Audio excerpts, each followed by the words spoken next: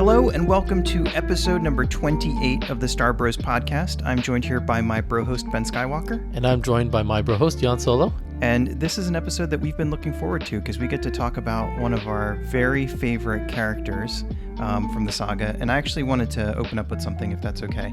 I wanted to open up with a joke about our favorite character. Oh, really? Okay. We're getting right into it. And then I'm going to ask you how you're doing. So I know you're going on vacation. I'm excited to hear about that. Yeah. But okay, here's the joke. You ready? I'm ready. Okay. Are you sure? No. Okay. Luke Skywalker walks into a bar, and Obi-Wan are out at a Chinese restaurant, and Luke is really struggling with the chopsticks. After a while, Obi-Wan turns to him and says, "Use the forks, Luke." I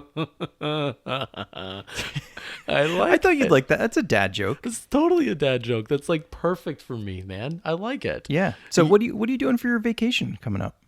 Let's just get right away from that joke and get right into how my vacation. Let's pretend that never happened. You didn't hear anything. No, man, I'm looking forward to it. It'll be it's been weird at work, like seeing everybody else go on vacation, just not being able to go myself. So I'm excited by the fact that it's finally my turn. It is, and so we're going to Tennessee. We're going to go into the Smoky Mountains. It's going to be like a family retreat. So I might get home and need a vacation from my vacation. We'll find out. It depends on how much, we get back and we're like, okay, we're never doing that again. Because of exhausting family stress and overexposure to crazy family trauma or whatever. I was thinking more with the number of kids that we're going to have under the same roof are under the age of 10. Yeah. It's quite a lot. It's more than ever should be under one roof under the age of 10. If I'm counting correctly, I think it's at least a dozen. Wow. So yeah, it's going to be interesting. And then of course, you have everybody that's there, 26 people or whatever we are. So yeah, it's going to be fun. It's going to be interesting. I'm going to like it. I'm sure we're going to have a great time, but then, it'll be one of those things after driving down to Tennessee and then driving back, could be very tired by the end. So we'll find out. I heard Jay Moore, the comedian, say one time that if it's 1-to-1 adults to kids, you're playing man-to-man defense the whole time. Yeah. And then as soon as it's more than that, you're playing zone defense. Yeah.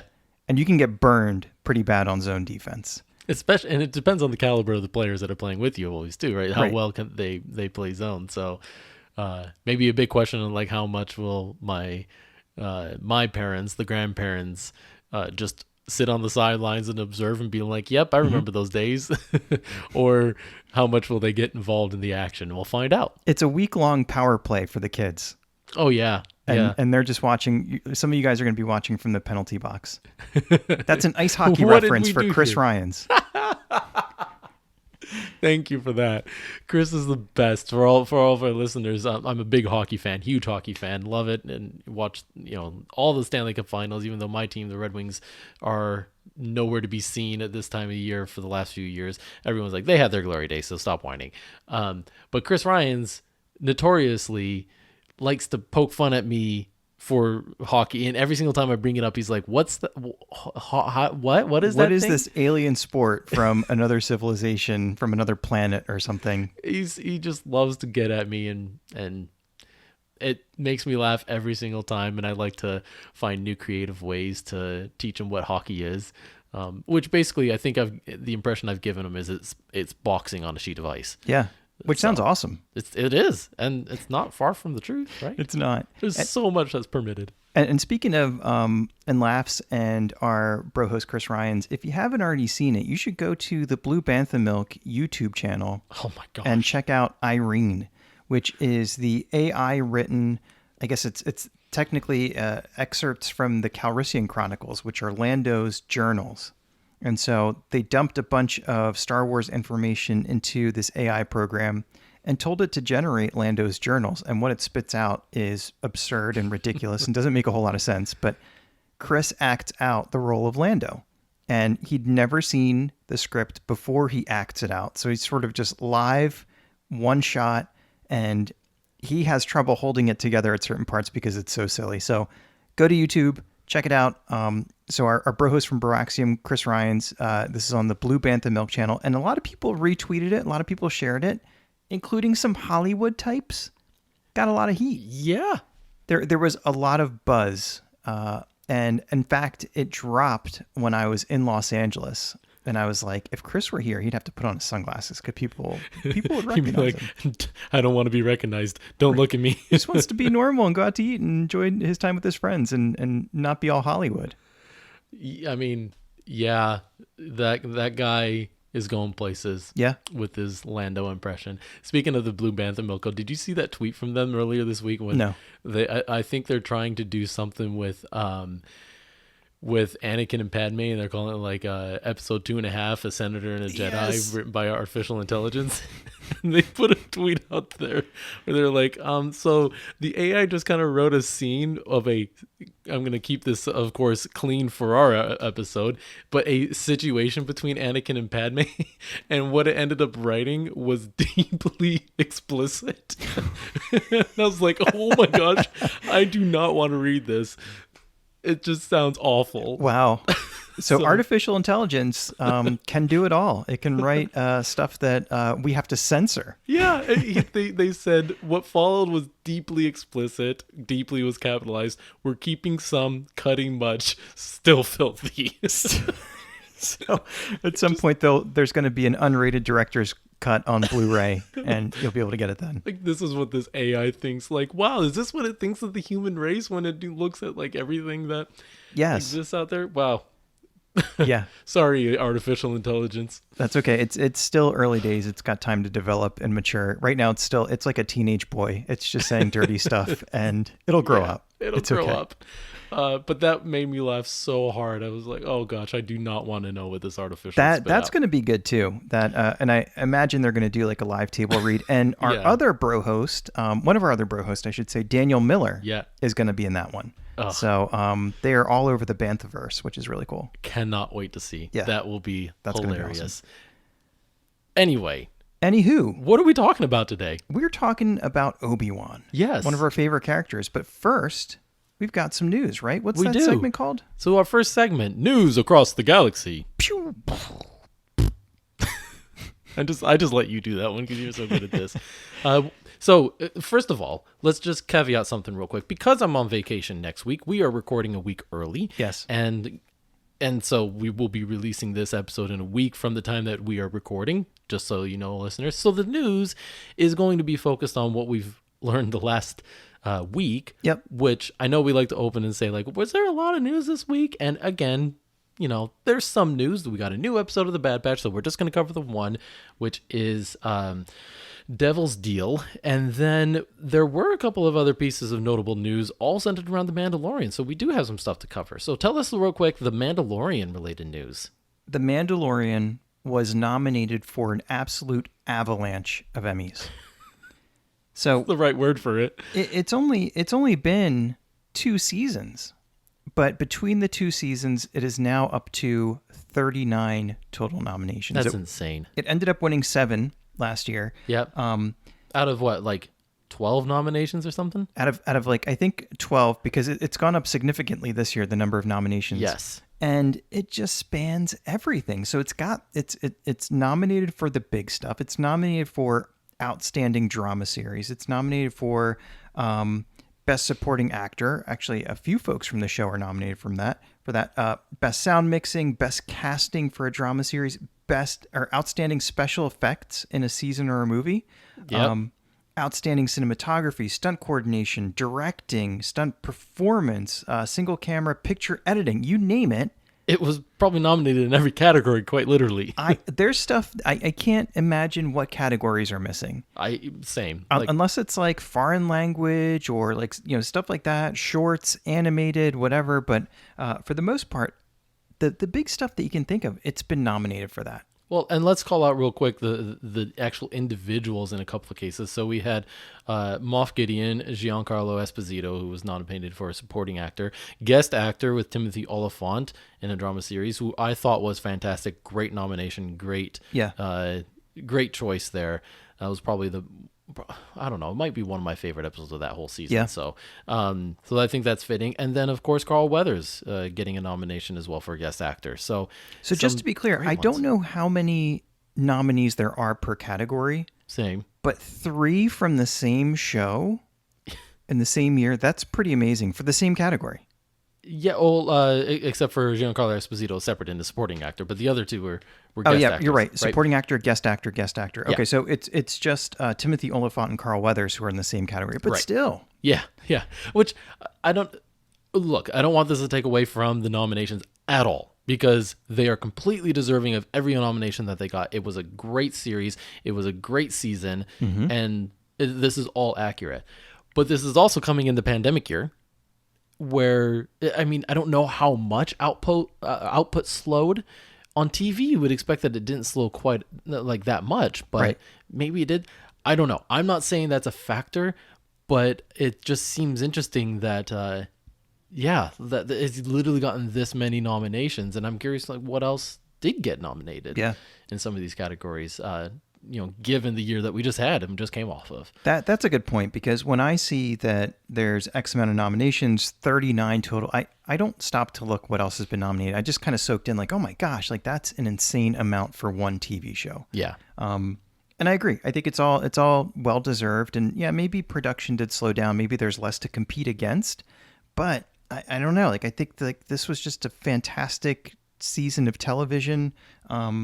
Definitely stands out, and I think the awards say it well. They are outstanding in a lot of these categories. Yeah. And well deserved. What's that? Well deserved. Yeah, totally. I do think one of the funniest, because now that we're talking about guest actor, one of the other nominations for guest actor was Don Cheadle. Did you see this? No, for Don what? Cheadle was nominated as guest actor in Falcon and the Winter Soldier, Oh. where he had, I think, they counted a total of 98 seconds of screen time. And grabbed a nomination. Well, yes, but Wow. like, even he took to Twitter and was like, you know what? I don't even get it. Like, he was like, I don't know what I did to deserve this, but I'll take it. It's awesome. I mean, I Don respect Cheadle's awesome. that. But it was just really funny that he himself was kind of like shrugging, like, I don't know. It was a really funny tweet. Yeah, so that's a big piece of news. The other piece of Mandalorian news that came out was on August 25th, Disney's Gallery is going to release a making of season 2 finale episode. Awesome. For us to get it. And I think the reason is, remember how long ago they released The Mandalorian, but even the Gallery. Like, the Gallery came out like right afterwards, and they didn't want any spoilers in there for what they just revealed in the last episode, so they kind of kept that hidden, like what happened with Luke coming back, on like all that hidden. So this is kind of that, all right, it's been long enough time. It's been what, 6, 7, 8 months since we got that last episode. Yep. So we'll tell you how we made that episode now. That's kind of what this is doing, which I'm always excited for. I always like the behind the scenes stuff. My wife and I watch that like all the time for our favorite movies. We're like, let's hear the director's commentary. Yeah, I love hearing about the director's process and how they approached it and how they made stuff work. There's always stuff that they're doing in The Mandalorian and other shows that is hard to do, and it takes some time to figure out, like, how are we going to pull this off? How are we going to get the scene right? How are we going to get the actor to do what we need to do to communicate the story? And I love getting in their heads a little bit. And I especially like watching all of them talk shop. So what I hope they do with this one is put them all around a table together. The directors, the writers. I loved that format of the first season. Yeah. Yeah. And, let Dave Filoni put on his tie-dye wolf t-shirt and his cowboy hat and whatever else. And, as if he wasn't already wearing it. And and let them talk shop and let them talk about how they worked on the show and whatever. And let Dave come in and drop real wisdom on them about, like, getting in George Lucas's head. Randomly talking about Qui Gon, even though, like, Qui Gon is nowhere to be seen around the Mandalorian, you know, like, but he ties in this completely, out of left field Star Wars theory to what they're doing today. It's just amazing what. Right, and everybody sits back and they sip their water, and when he's done, they all go, "Yeah, you're right. This really is a story about brothers and siblings." And it's just like, what? He went off for 8 minutes or something like that, remember? And they didn't. I don't know if they edited a single word out. No, I think people hung on his every word, including us at home and including the people who were editing the show. Like, everybody was just like, "What?" I bet they stopped rolling, and Kathleen just turned to him and was like, "Do not cut a single word of that. That was perfect." Yep. It was so good. And I bet George Lucas was like, "That's right." Yeah, That's right, yeah. He's like, "That's exactly what I was thinking." Right. Dave, you read my mind. You seem to have a way. By the way, Dave's from Force. Pennsylvania. I know. He's from Western Pennsylvania, which That's okay. We still accept him. Well, we accept it. It's basically Eastern Ohio, but we'll take it. It basically is. Yeah. Have you ever? I mean, if you drive through that side of Pennsylvania, I feel like I'm in Ohio the whole time. It doesn't. It's really different from this side. There's an area in Western Pennsylvania called Ohio Pile. I've been there. Yes. Is it as nice as it sounds? It actually is pretty cool. Like there's like a river that is cut into rocks, and there were people there like using it as a water slide. Is it a river of Heinz ketchup? No, it's not. That would be disgusting. I am disappointed. I'll take a river of chocolate over a river of that sounds ketchup. good. Yeah. That would be a good parody movie if there was a spinoff, but it was a knockoff of Willy Wonka, but it was like Heinz ketchup. But it was Pennsylvania foods only. It's like the Pretzel Colonel Garden Mustard and the Heinz ketchup factory. The Heinz ketchup waterfall and the Pretzel Garden and the Magic Hoagie Room. The cheesesteak fountain. You just got like Cheese Whiz blasting up in the air. Yep. Little kids coming and just open their mouth to eat their Cheese Whiz and going home and juvenile diabetes. Oh man. That was our Dave Filoni moment. That was just a moment. I don't even know what to call it, actually. That's fair. Okay, one more piece of news. Yes. The Bad Batch. We had an episode of The Bad Batch that was called, what was it? Devil's Deal? Devil's Deal. And from what I've gathered on the Twitterverse and the interwebs, it was a big hit, especially for fans of the Rebels series, where... again, spoilers, as always, when we're covering episodes that just came out a couple of weeks ago. This was one of those that I think paid off for a lot of Rebels fans. I mean, that's it. Sorry to interrupt you. Yeah. I liked it. I liked the episode, but I've not seen Rebels. Yeah. Not all of it anyway. So I didn't get out of it what the Rebels watchers have gotten out of it. Yeah, I think that's a very key point. Like, if you haven't seen it, then you're kind of like, okay, who are these characters and why do they matter again? We're going back to Ryloth, which is a planet that we've been to a few times throughout all the animated series. Yep. Through the Clone Wars, through Rebels, and now again through Bad Batch. And from Ryloth, we've seen folks throughout the whole saga. Yeah. And they're not just exclusive to the animated series. Yep, exactly. And their race, the Twi'leks. Twi'leks, that's the word I was looking for. Right, yeah. They're scattered throughout the universe. Like we see them in all content. I think that's what you're referring to, right? Yep.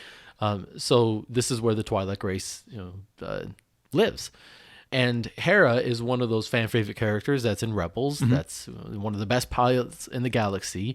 And so one of the things that I really liked about this episode is you see a young Hera who is still living on Ryloth with her mom, with her dad, and you see Chopper. So you see this faithful droid, which I know there are some people who would place Chopper as their favorite droid, yes, even above our favorite R2-D2. Yeah. So this is, for those fans, a fan favorite. Yep.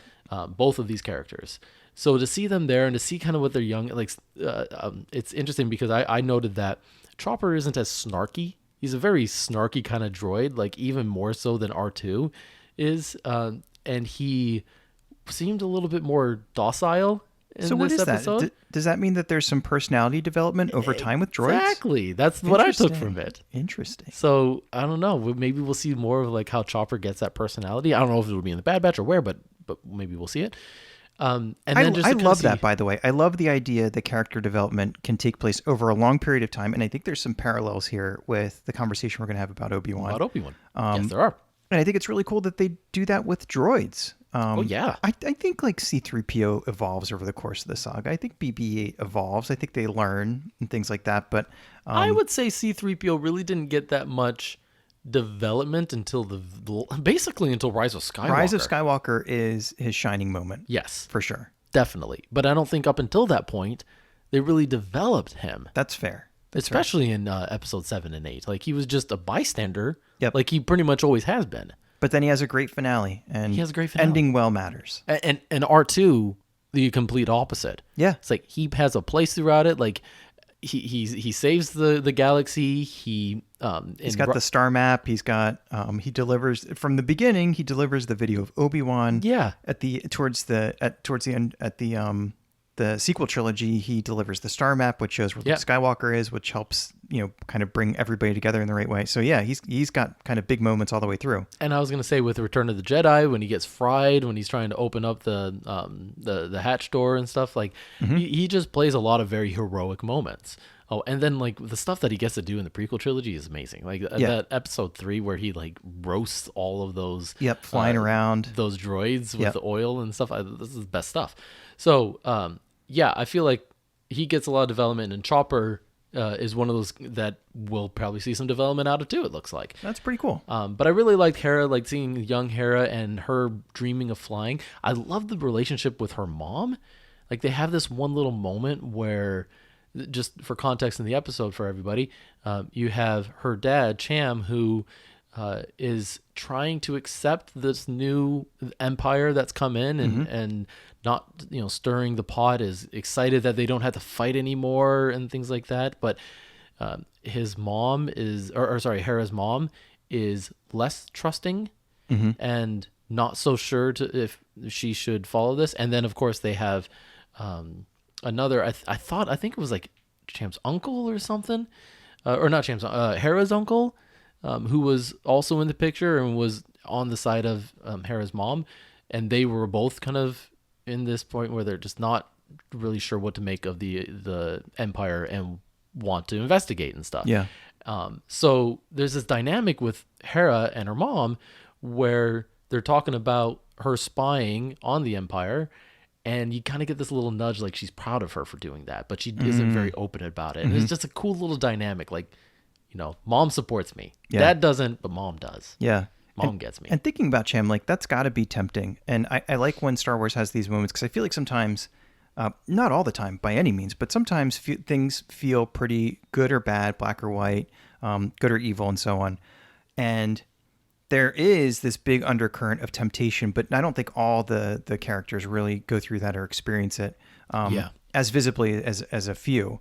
And I like the idea that it's tempting to give in to peace, even if it's an uneasy peace. Right. And he's kind of like, well, who wants to keep fighting forever, I think is sort of like one of the underlying messages. Right. And I think back, and I might get some of these details wrong, but in the Clone Wars, Cham kind of reluctantly accepted the help of the Republic because they needed it, but also like if once the war's over, you're gone kind of thing. Yeah. And here they are, not gone. In fact, they're building a place to stay and replacing their army, telling them to lay down their arms. And all of a sudden, Cham's okay with this? Yeah. Like, it's kind of a weird place for him to be with it. And I don't think we know that he's not going to be there forever. But so a lot of people were speculating because of what they know of the Rebels, what's going to happen in the next episode, which I won't get into here.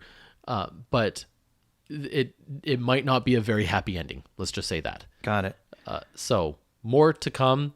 And I get the sense that this is a two-parter, and maybe we'll get more of the Bad Batch in the next one, because they were barely present in this one. Well, one of the things that I noticed this time around that I've not I haven't picked up on this yet is the names of the next few episodes have been published. Oh, have they? And the next one is called Rescue on Ryloth.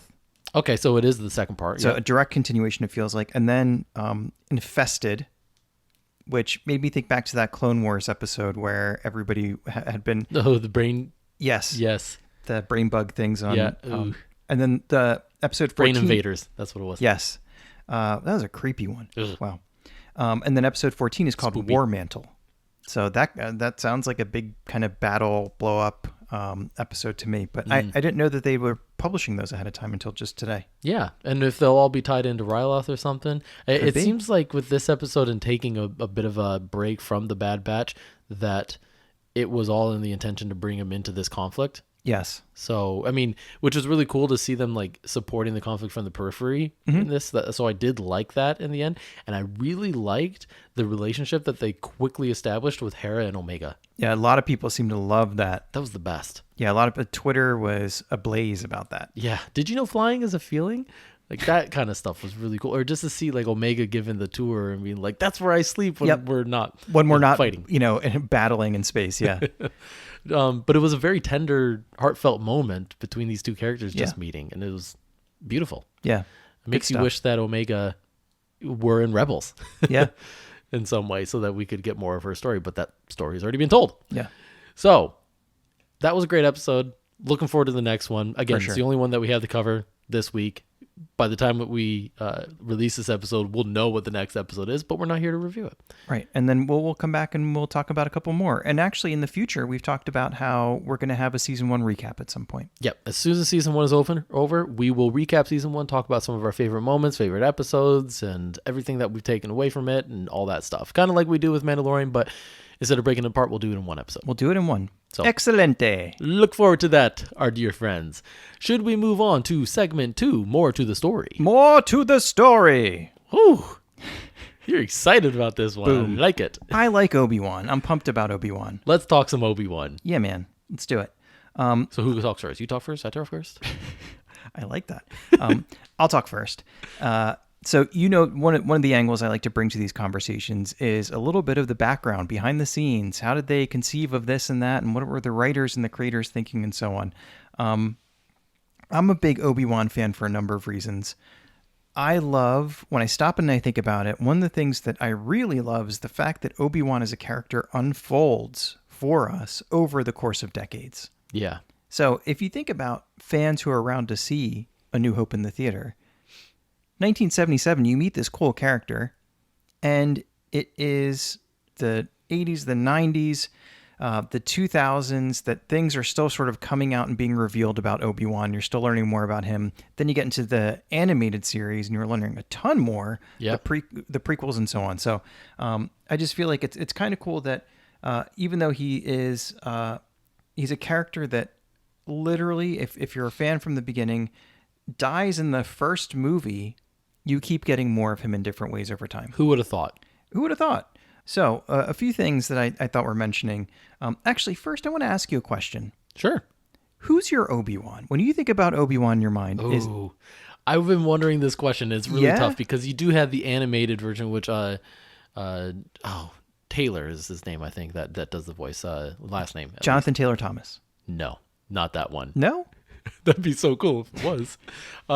No, James Arnold Taylor, I think is his name. Tim Arnold, right. Oh my gosh, be quiet. And then you have, of course, Alecguinness, and then my favorite is Ewan McGregor. Okay, got he it. is the one that I think of. Maybe it's because I grew up with him, like as like the one that I saw in theaters and such. Alecguinness, of course, like he is the one who brought life to this character, and really injected that breath of And life. was nominated for an Oscar for his portrayal of Obi-Wan, and nobody ever talks about that. Interesting, right? Yeah, interesting. Literally an Oscar. And the other thing that I thought was really cool in terms of the parallels between Alecguinness, Sir Alec Guinness. Wait, was he a knight, Sir Alec Guinness? Oh, good question. I think he was, yeah. I think he was. Another parallel between Sir Alec Guinness, may he rest in peace, and Ewan McGregor.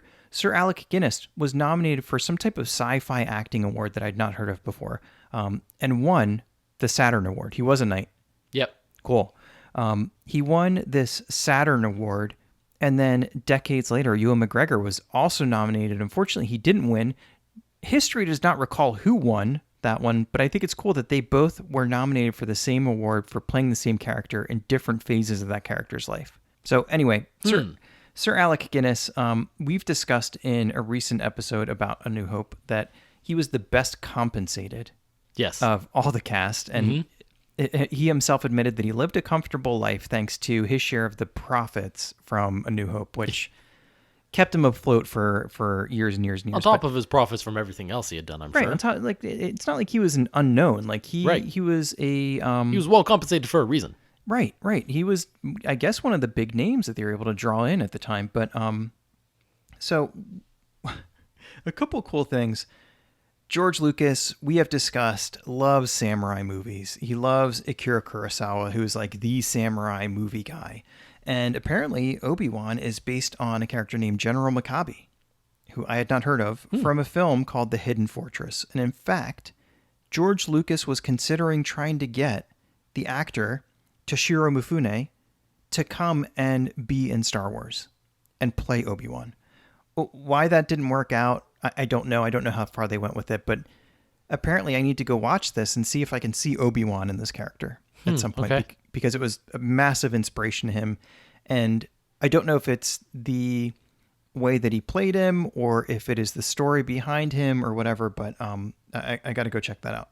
The other thing I thought was kind of cool is in George Lucas movies and in some other, Spielberg movies that maybe cross over with George Lucas and so on, there's usually like little tidbits that cross over between universes. So there's a bunch in Indiana Jones, and maybe you've heard of some of these. But in the very first Indiana Jones movie, that you can see stuff like they go into an Egyptian tomb. Yep. And you can see C-3PO and R2-D2 hieroglyphs on the wall. Yeah. In Temple of Doom, a sequel, they're in Shanghai, and there is a club called Club Obi-Wan that just sort of flashes in the background. And they kind of run past it, and nobody says anything about it. But there's little things like that tucked away. Love it. Easter eggs, as we call them today. What Easter eggs? Yeah, I don't know if they called them Easter eggs back then. Probably not. Probably not. But hey, I love that you said Ewan McGregor is your Obi-Wan, because I feel like that is my Obi-Wan too. Like when I close my eyes and I think about when somebody says Obi-Wan Kenobi, that's the image that pops in my mind. Even though that's not the first one that I saw. Like, I mean, I saw the original trilogy before I saw the sequel trilogy or the prequels. Yeah. Before we watched the animated series. So same. But that's the one that stands out in my mind. But I have a theory as to why. And part of the reason is because if you think about the trilogies as they stand alone, if you think the hero for the trilogy, the original trilogy, is Luke. It is Luke's story. It is how he becomes a Jedi, how he faces a big challenge and overcomes that, and eventually frees the galaxy from the tyranny of the Empire. Like, he is the hero of that trilogy and that story. Sequel trilogy, it's Rey. It's her discovering who she is, her place in the galaxy, and finding her dyad in Kylo Ren, facing off against him, and then the two taking down the Emperor, right? That is Rey's story. She is the hero of that. Who's the hero of the prequel trilogy? Everyone thinks it's Anakin's story, and largely it is. It's to tell the story of how Anakin becomes a Jedi and then turns to the dark side and becomes Darth Vader. But he's not the hero of that story. Obviously, it doesn't end well for him. Obi-Wan is the hero of that story. I like that. And it's not really all focused on him, but if you just separate his story out the whole entire time, he goes from Padawan who defeats Darth Maul and the first apprentice of the Sith, and then goes on to defeat General Grievous and win the Clone Wars. Mm-hmm. The Clone Wars ends with General Grievous's death. And then which I'll talk about again in a second. And then he has to go and face Darth Vader, the next apprentice in line, and defeats him too. So he is the hero. It's not a very happy ending like most of these stories are, but he is the hero of that trilogy. And so that's partly why I think he's associated with Ewan McGregor is associated with the character in my mind more, is because he is the hero of that whole entire trilogy. Then he plays more of a mentor, obviously, to Luke, becoming that hero in the original trilogy. Yeah. Have you ever seen, like on Reddit or anything, where families that have a picture of Jesus at home replace the picture with... Yes, I have. Yep. And it's sometimes for a Christian as myself can be uncomfortable, but it's also... I see it because he's got the beard. I see it too. And the joke is that some people don't see it, and then the picture stays on the mantle for a year or something. Wasn't that... Oh, that was... didn't somebody in like Utah give his mom a picture of Obi-Wan as Jesus, and she put it on her mantle and thought it was Jesus? You're right. And he went and got a picture from Deseret News. Yeah. And took the picture out of the oil painting of Jesus, and then put in like an 8x10 glossy headshot of Ewan McGregor dressed as Obi-Wan, and she loved it. And she hung it up. Isn't that amazing? Oh, I forgot about that. You sent that to me once. That's right. Yep. But anyway, yeah, I think that's part of the reason why he is equated to. Oh, and we're gonna get even more of him, right, with the series that's coming out. So it's gonna be even more entrenched. I can't wait. But to build on the idea of him being the hero, I think that one of the ways that you can classify somebody as a hero is they rise to the occasion in a moment where it's critical to, you're at a crossroads. It could go one way or the other, and somebody is put in a tough spot and they try to get it to go in the good direction. And if you think about A New Hope, Obi-Wan pretty much tees up the rest of the saga by saving the day. So Princess Leia on this Corellian cruiser sends this video message through R2-D2, and what does she say? She says, "Obi-Wan, you are my only hope." Mm-hmm. And they end up finding Obi-Wan, and then Obi-Wan decides to begin to mentor Luke Skywalker, who ultimately helps to resolve the big arc of the whole story. Right. And so he sort of intervenes at those couple of key moments. And if old Ben had stayed beyond the Dune Sea and not come out to help, then that could have been, that's that meme where it cuts to end and it says written by George Lucas. It goes right to the credits. The Empire remained, and nothing to tell here. Nothing else to say, folks. Move on. Yep. Move along. So that would have been it. But no, he's there in that tough moment, and he shows up and he does, he ends up sacrificing himself. He does everything he can possibly do to get things to go in the right direction. So that's a pretty heroic moment back in the 70s, and then again in the prequels, and then again in the Clone Wars. And I can't wait to see what they do in Kenobi. Like, that's going to be so cool. It will be, and it's tough to think that they have a ton more to tell in that, but there is 19 years in between. What we only get a very small tidbit of what happens during those 19 years, right? In Rebels, of course, and it's not much. So there's really a lot of story to tell, but it's hard to think like because he, in my mind, he just kind of became a hermit, a vagabond, and again, I keep saying we'll get to this, but we'll talk about. Sorry, may I ask a clarifying question? Yeah. When are these 19 years? Between the end of the Clone Wars? Between the end of the Clone Wars and the series. And New Hope. Yep. Right? Right. He's there for, I think, 19 years, right? Because Luke is 19 by the time that we get reintroduced to him again. And the Tatooine sons have not been nice to him. I was just about to say, just like Uncle Owen and now Aunt Beru, it's really like 2.5 years for every one under the twin sons. Yes. It's so true. But that's something that's been addressed before in some Star Wars media. What's that? That time period. And I looked it up, and that's something that's always fascinated me. This idea, even from when I was a kid, and I started to wrap my head around what was happening in New Hope, was that this guy was staked out, like just camped out across the Dune Sea, like waiting or keeping an eye on Luke, and maybe sometimes intervening without Luke knowing and helping him along. Yep. And apparently there was a Marvel comic series. So I think Marvel had Star Wars for a while and then lost them, and now is back with them. Yep. This was back in a previous incarnation when they had that partnership. And apparently there was a series where Luke discovers a journal that's written by Obi-Wan. Yeah. And it reveals all of the stuff that Obi-Wan was doing to protect Luke throughout his childhood and as he was growing up. Yeah, I think I just read that series. Awesome. So yeah. Very cool. I got to check that out. They refer to it as, there's another story within the Marvel series, and maybe this is the one that you read too, where they say that he plays like the role of Santa Claus a little bit and comes around under the cover of night or whatever and like fixes things around the farm and takes care of things and just ensures that things are going as well as they could for Luke. But yeah. And there was now a Legends novel, an expanded universe novel, where there's a little bit of that where he talks about his time watching Luke grow up and actually protecting him against some pretty scary foes without Luke ever knowing. And Luke is just like this bored moisture farmer kid, and he doesn't know about all this stuff that's happening just beyond the Dune Sea. So yeah, I always thought that stuff was kind of cool. Yeah. And I think that's kind of the stuff that we'll explore finally in the series a bit, and the comics help to explore a little bit too. So I'm looking forward to that. I'm looking forward to seeing Ewan McGregor come back and seeing how mean the son has actually been to him. Yeah. In this time. So, I've been to the desert. I've been to Palm Springs in California and some other places. And now I'm wondering, like, if maybe all the retired people I'm seeing, I'm doing bunny ears. Maybe all the retired people I'm seeing are just like in their 30s. Yeah. They've just been out in the sun for too many seasons. You do feel like that even when I go to when I go down the shore here, which in other vernacular, to the beach. Yep.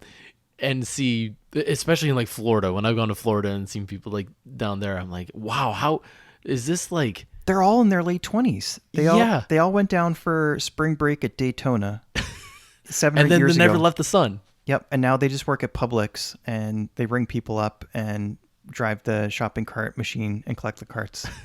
But they're having a great time in life, and they're out in the sun all the time. It just looks like they've been in the sun a lot. They are having a great time. Yes. So you can't take that away from them. But no, I want to move on to something else, actually, if you don't mind. Please. When I'm thinking about Obi-Wan, because one of the things that I think is inseparable when you think about Obi-Wan, the other person that's inseparable with him is not just Luke, but it's Qui Gon.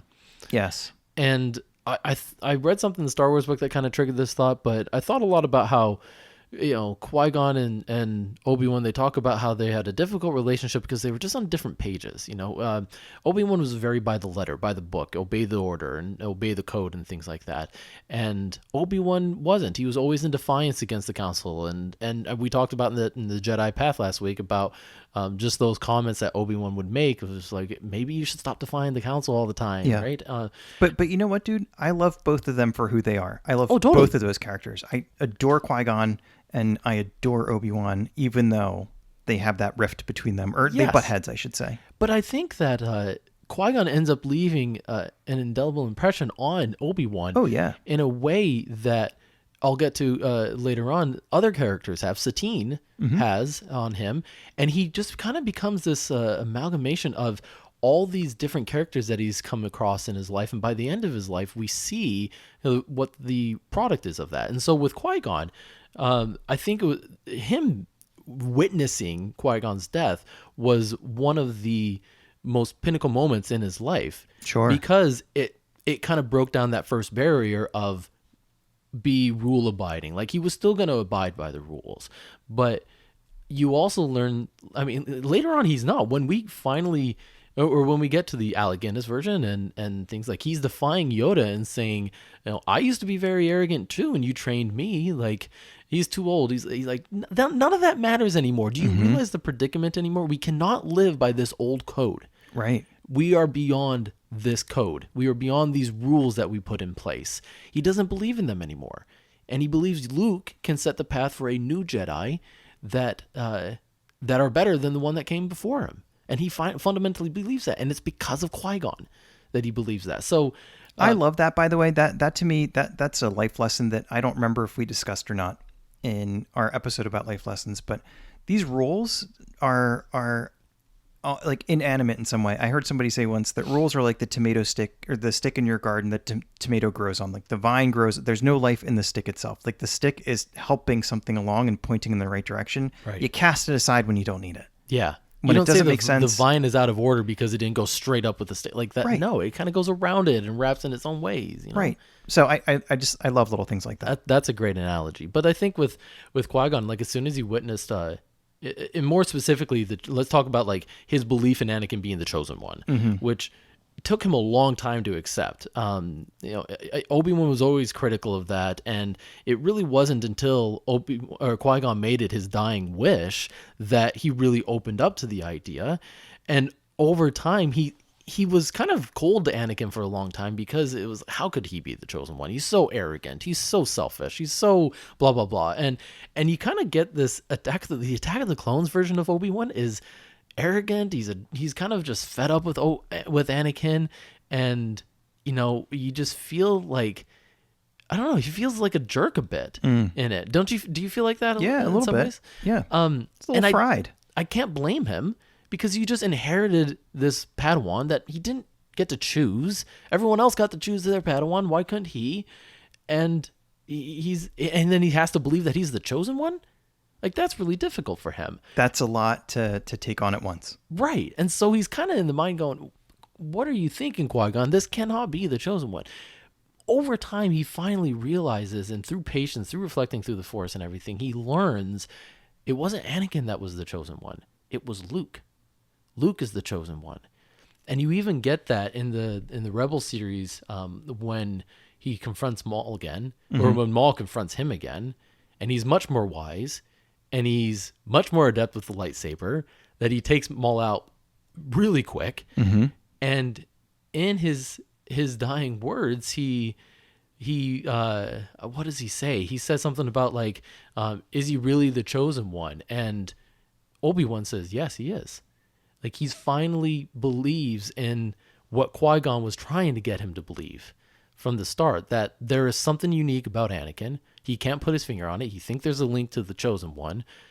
And eventually Obi-Wan's the one who realizes, yeah, you were right, Qui-Gon, but it wasn't Anakin. It was Luke. And he believes that. So anyway, I think it's his Qui-Gon's obsession with the chosen one prophecy that was really critical to Obi-Wan eventually accepting that Luke would be that person, though. That's amazing.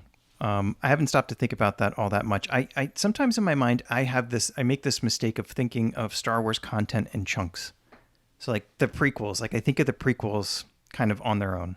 And I think about the Clone Wars series sort of on its own. Yeah. And I need to take a step back sometimes and remind myself that, no, this is one long story with a thread that carries through for each of the characters that carry through. Yep.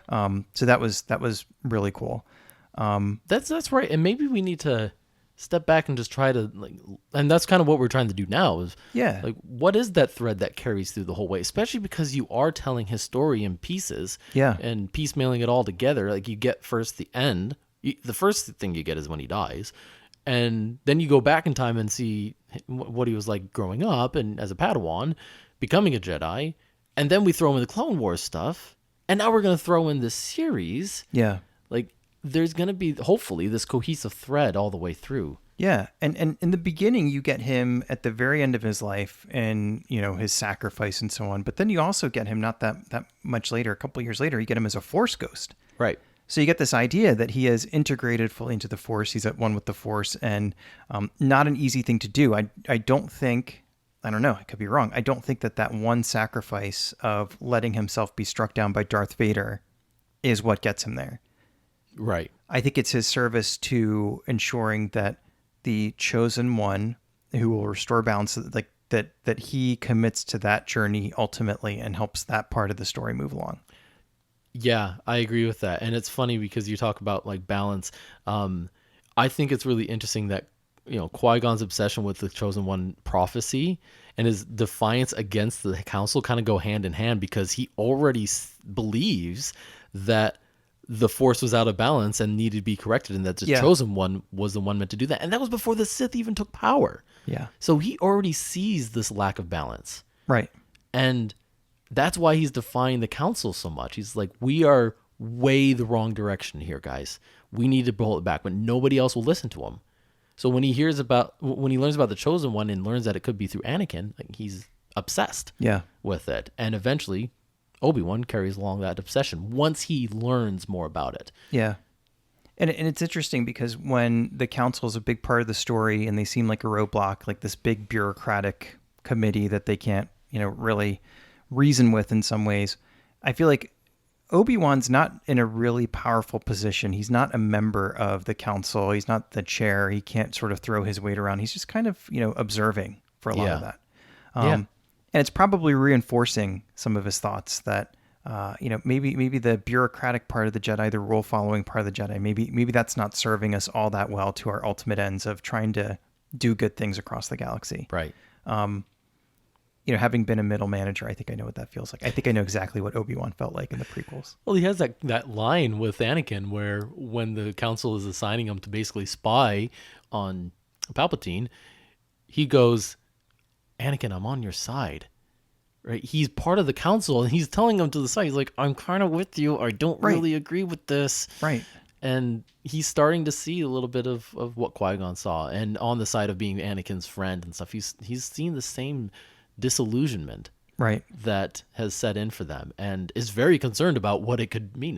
And it spells the end of the Jedi, so he had reason to be concerned. And then so it's kind of cool that, you know, you flash forward after that and Obi-Wan has become a hermit and he's living on Tatooine alone, presumably, but still committed to some type of mission, still committing his life to some type of good, still keeping a lightsaber tucked away in a box somewhere in his whatever you call his home on Tatooine, but Yeah. is like he's totally stripped away all of the trappings of that stuff.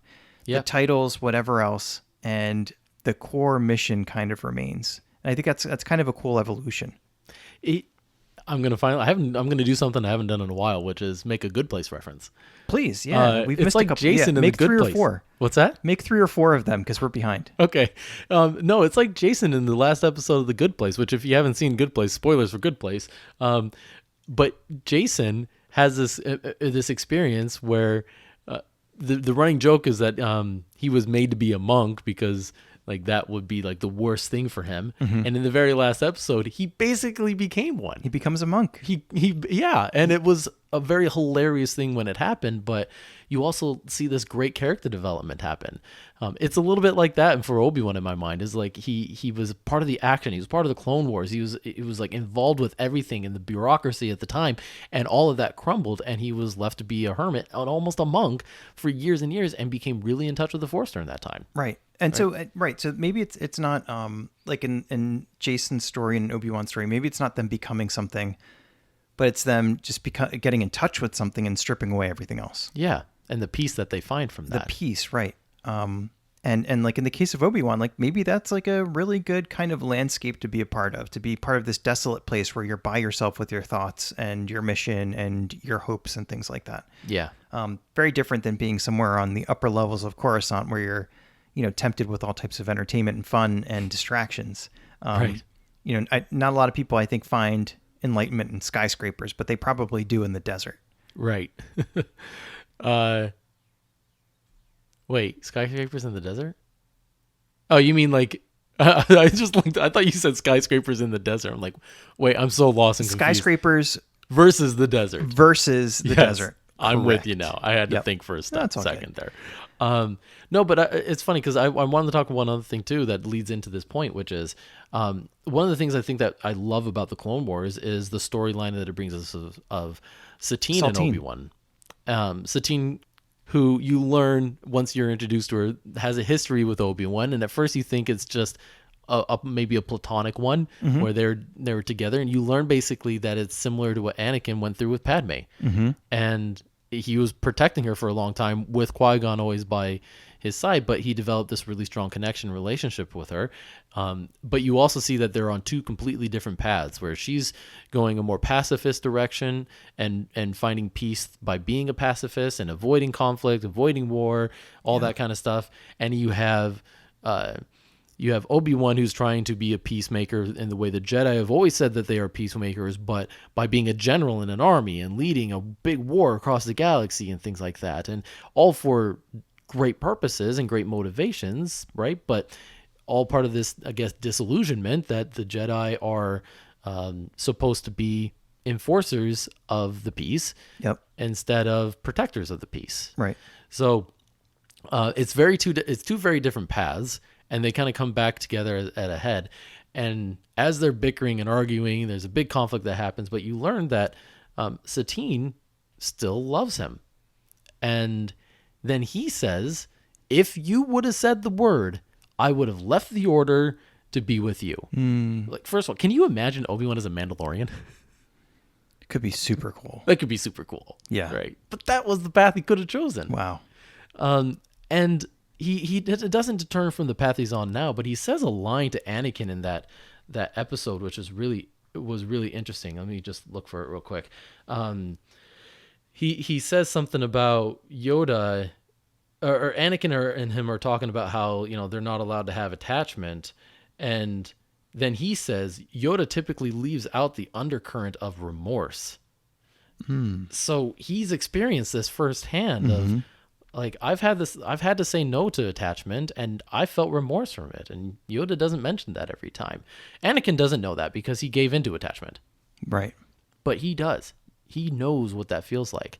And then later on in the Clone Wars, Satine ends up getting killed at the hands of Maul right in front of Obi-Wan, and it devastates him. And so I think about his time in the desert, and think about what he's had to go through. He witnessed his master killed in front of his eyes by Maul. He then witnessed Maul kill his love. It's basically a tit for tat at that point.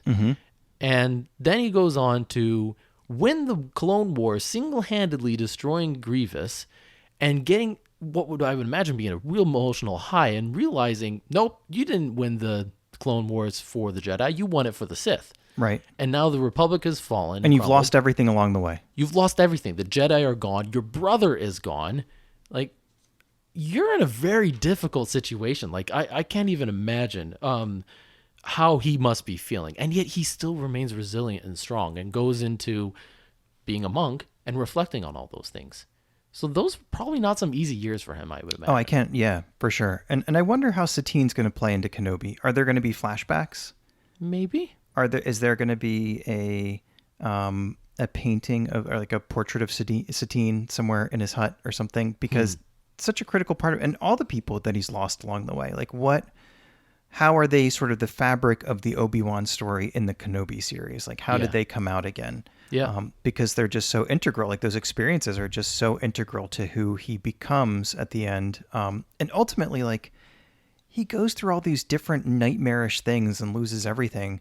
And he still turns out to be a good-hearted mentor who tries to help Luke, who tries to do the right thing for the galaxy, and doesn't really seem to think twice about it. But isn't that where wisdom comes from? Yes. Wisdom comes from the fires of our trials. Like, yes. Of all the difficult things. Like when you emerge a better person from all your challenges, which challenges that can do one or two things. They can make you a worse person if you go down a path where you don't let it make you better as a result. That could have been Obi-Wan. They can refine you. Right. He could have been bitter. He could have been angry. Yep. He could have given into the temptation to go on a hate-filled spree where he just got revenge.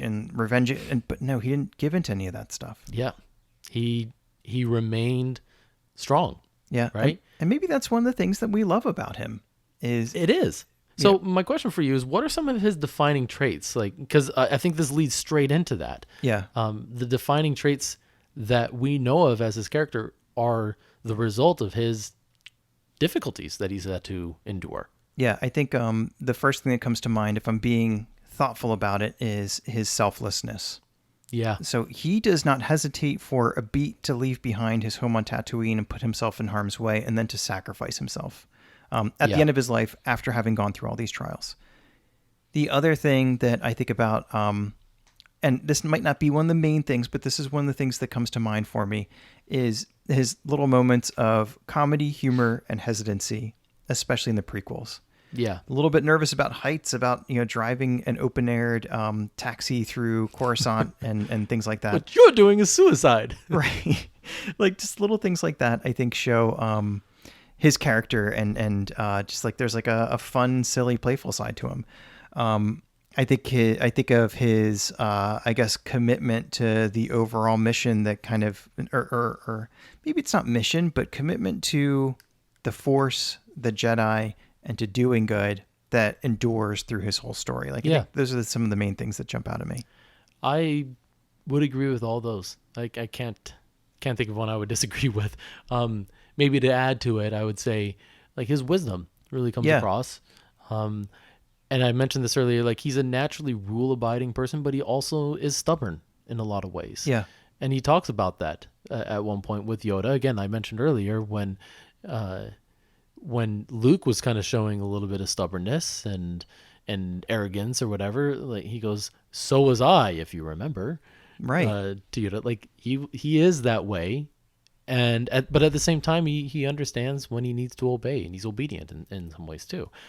The Star Wars book says that he's a peacemaker, and I hadn't thought much about that because most of the time that you do see him, he's fighting, but he also is very like every time Anakin kills somebody in cold blood or even just kills in general, he looks at him like, Anakin, right? Like, you shouldn't have done that.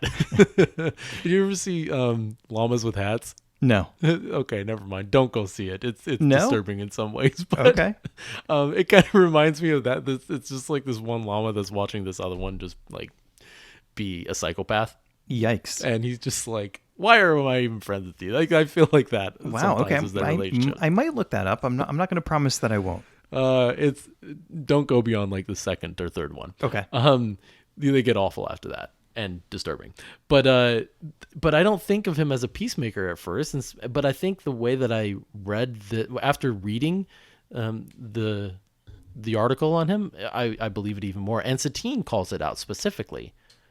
Like Satine talks about like being a peacemaker and how basically she wants him to be a peacemaker. So I see that characteristic being his effort to live on and be the best that Satine expected him to be as a peacemaker. And that's one of the best things that being romantically linked to somebody and loving somebody, that's one of the best things that it does. It does, yeah. It brings out the very best in you, and you aspire to be better in some way. Yeah, so and I think that's why he's willing to, move on from that rule. And it's definitely why he overlooked Anakin's relationship with Padme. Definitely why. And I think that storyline was introduced to show why he was comfortable with Padme's relationship. But yeah. Interesting. And then I think the last one I'd say is compassion. He's very compassionate. You know what? That's a great one. I'm sorry I left that one out. No, don't be. I thought about this a little bit ahead of time. That was one I thought of. I like that. But I think he shows it with Maul. He hates that they have this feud. And you see, that's one of the most beautiful parts of that episode in Rebels where he's confronted with Maul again, is he shows compassion to him in that last moment. Like, he didn't want to fight him. He would rather they embrace. They have a common cause. They both hate the Empire. They both hate the Emperor. Hate might be a strong word for Obi, but they have a common cause, and they don't realize that until the end. And it just, imagine what could have happened if they teamed up or if they were fighting together for that cause by the end. But Maul couldn't let go of that. Right. Maul had revenge on the mind. And still, Obi-Wan found it in him to have compassion towards Maul. Pretty extraordinary. That's probably the trait that we should all exemplify within him. Absolutely. We're kind of coming up on time, but I have one more question for you. And I've got one thing as well. Okay. So why don't you get to your one thing, and I'll get to my one question, and we'll wrap it up. All right. So my one thing was something that we were discussing before that you said you were wondering about, and I actually found the answer to. Okay. And that was in The Force Awakens. Oh, yeah. Rey's having a Force vision, and she hears the voice of some Jedi Masters, and you hear the voice of Alecguinness, Sir Alecguinness. Rey? He says, Rey. And it is him. And you were wondering, how did they get that? How did they get him to say Rey? And apparently, let's see what the guy's name is, because he deserves credit. Producer Brian Burke presented to director J.J. Abrams the sound of Alec Guinness's voice, where they cut the word afraid, and they just took the middle bit out to get Rey. Where does he say that word? Where does he say afraid? Yeah. I don't even know if it made the final cut of Star Wars. It could be something that Maybe it's from another movie. It could be from another movie. Yeah. Weird. Kind of cool though, right? Yeah. Afraid? Oh, that's cool. Good for them. I figured it would just be like they hired a voice actor. That's immediately what I assumed. But no, yeah. I guess they took the care to chop up something he actually said to pull Rey's name out. That's pretty cool. Okay. It's a good thing that her name wasn't something more complicated. It's a good thing that she wasn't Satine or something. They would have had some trouble with that. Satine? Yeah, not sure you're going to find that in. You're not going to find that in the middle of some bigger word. I'm trying to think of another word that has that in there. Anyway, no, that's a very interesting tidbit. Yeah, thank you for that. A little bit of trivia. Yeah. I guess my last question for you, if that was it, what would you say are some of his defining moments? Oh gosh, that's that we tough. know of so far. That's tough. So I'll go in chronological order. I think his being struck down by Darth Vader for sure is one of them. I think him going along with taking on Anakin is another one. I think one that's always stuck in my mind is early on in the Phantom Menace when Qui Gon is struck down. And then he takes the offensive against Darth Maul. Like that is the first thing I think about when I think about Obi-Wan on the offensive and Obi-Wan fighting. Yeah. And that, of course, begins his whole story with Darth Maul. So I think that's a really important one. True. And then, I'm not as well versed on the animated series, so I won't speak to those. But those are just off the cuff a few things that come to mind for me. I think you hit all the ones that I had. Really? And The only one I would add to that is his relationship with Satine. Yeah. It was one of my favorite parts of the Clone Wars. Love it. And introducing that storyline. So, but you covered every single one that I also thought of. The only other ones I thought of were when he drops in on Grievous and the whole army is surrounding there and he's just like, hello there, you know? Oh, yeah, that's like, true. Obviously, that line is great. You had me at hello there. But, sorry, did I just ruin the moment? Don't apologize. No. But I think it's just his bravery in that moment to do that. Right. To be like, I'm just going to drop in, surrounded by my enemies, and let's see what happens. Yeah, and so that's real bravery too, by the way, because like he shows that there are moments where he is afraid and he's nervous about doing something, and he does it anyway because it's the right thing to do to try to get the job done. Yeah. So very gutsy. I like that. That is one of my favorite moments, not just because of the hello there, but then but you gotta love that too. Yeah, of course. That line in particular. But then going to his sacrifice on the Death Star, it wasn't just like a couple of like that is like the pinnacle moment to me. Like nothing will top that for him. Making that sacrifice. But you sent me the other day the meme of that visual of him looking over and seeing Luke and then seeing Leia run into the picture, who, you know, they split up together again. Like we said in a previous episode, he knows who Leia is. He knows that this is his sister. He's not willing to divulge that information yet, but he knows. Yeah. He puts it 2 and 2 together.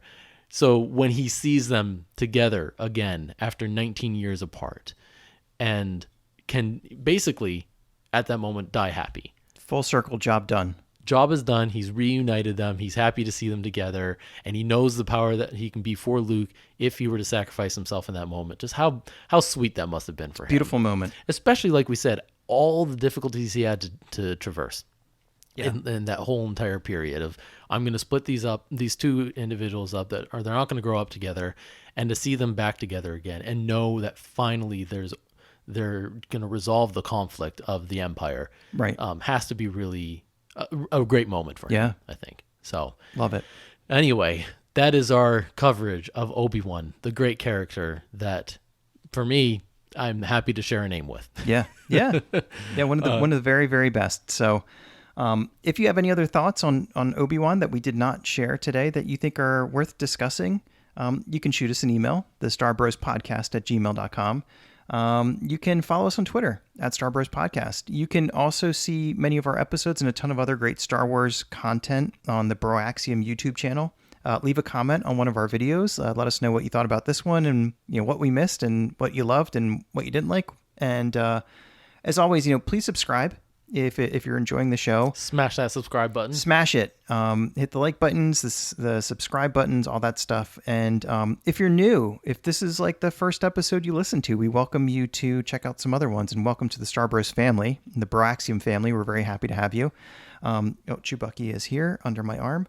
And and yeah, I think those are all of our socials. And just thank you so much for hanging out with us. It's always a pleasure to know that there's a bunch of folks out there who kind of are sitting in on these conversations with us and are listening along. And we love hearing from you guys. So thank you so much for spending your commute or, your study time or, you're doing stuff around the house or whatever with us. It means a lot. So thank you. Yes. And usually we like to tell you in advance what it is that we are going to cover on the next episode so that you have some time to ponder about it and think about it like we do.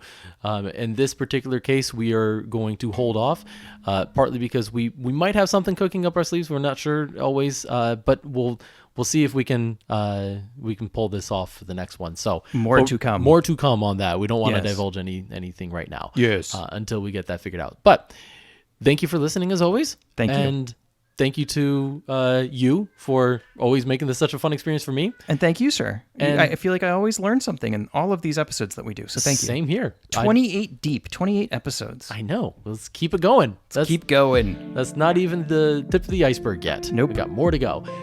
Do you have anything else to say for our friends that are with us today? I feel like we should close with something because we always close with this one thing. And is it your turn? No, it's your turn.